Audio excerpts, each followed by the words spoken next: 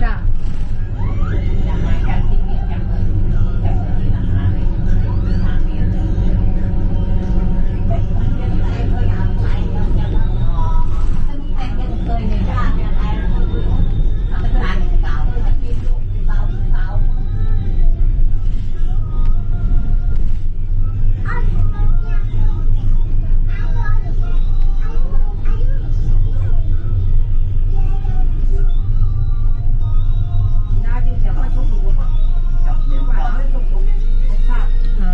Getting off.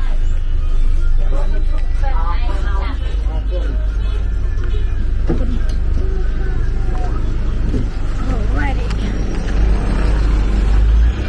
Mai. Căn nhung căn mai rồi.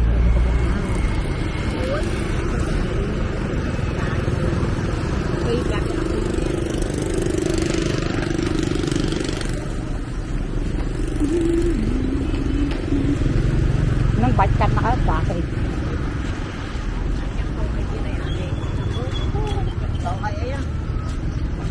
Nó hôm bây giờ bánh phù này.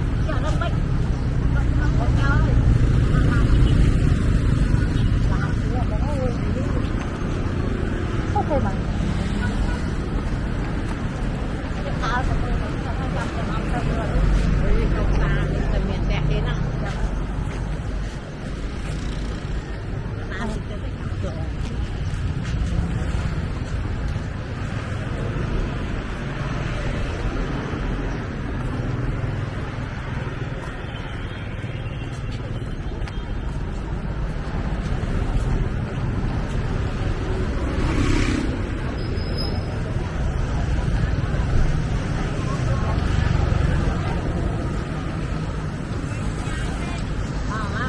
Dạ.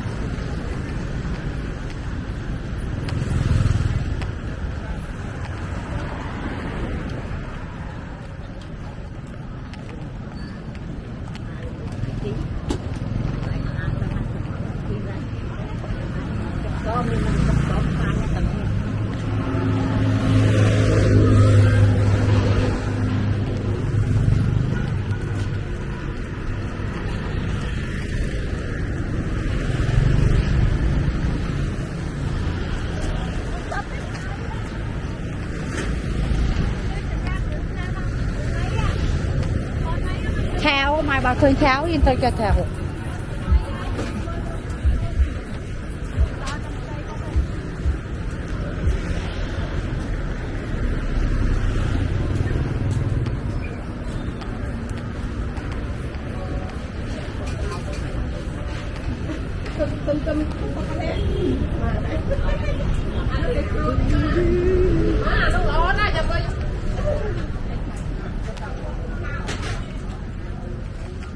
Nó như tòa trâu cái lắm hay con chừng mình còn tay mình dính đây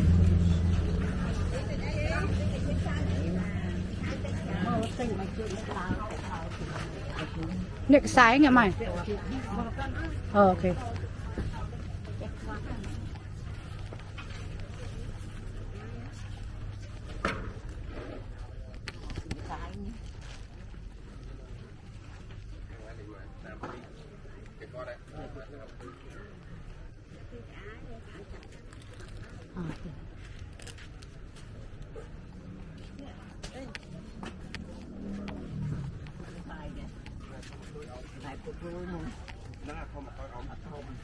Mới con mang điên mới con. Hai đây.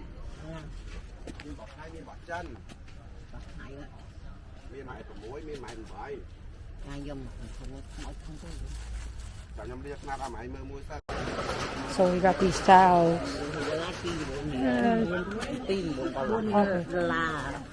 So it's $2 a piece for the towel. Oh, okay.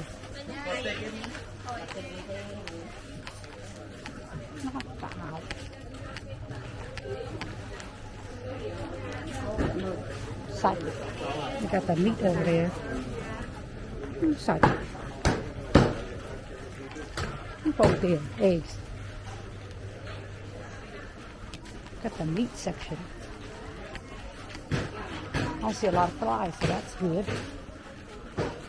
Oh.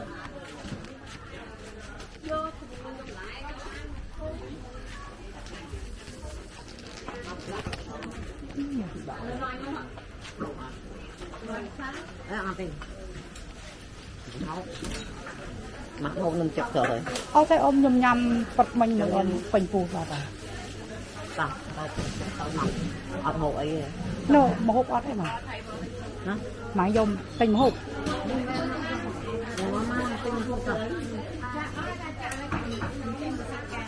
Such a sweets. The desserts. That's noodles.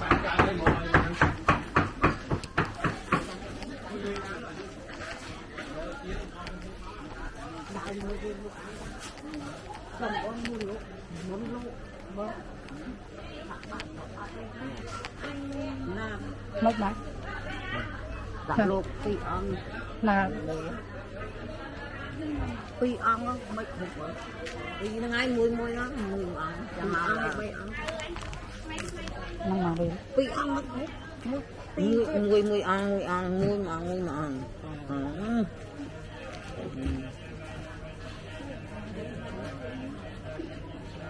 Một bầy ong đấy, bầy mùi biết. Một tha cùng con thôi.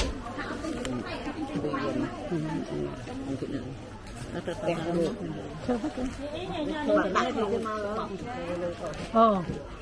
Cái đặt mùi một cái đặt lọc con dương đặt thì nó pi mùi mùi.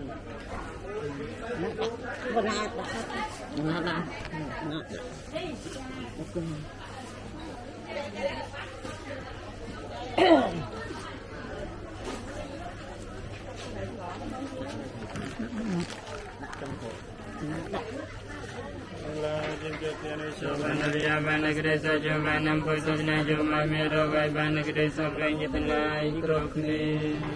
Sa thú.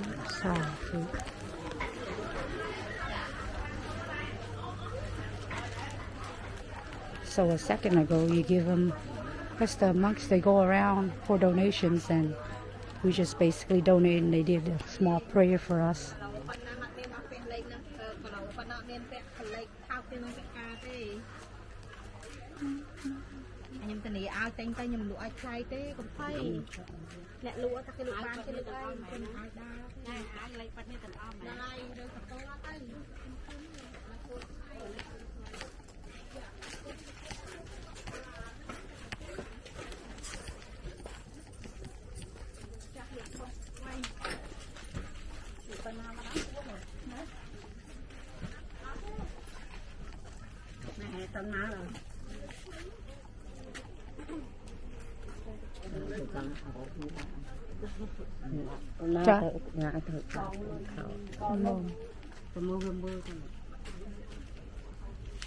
Ao con là ao thong mà đa chết mà này. Ao t-shirt.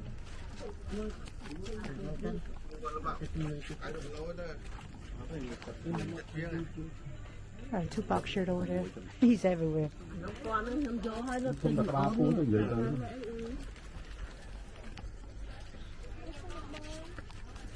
Ao con khmer.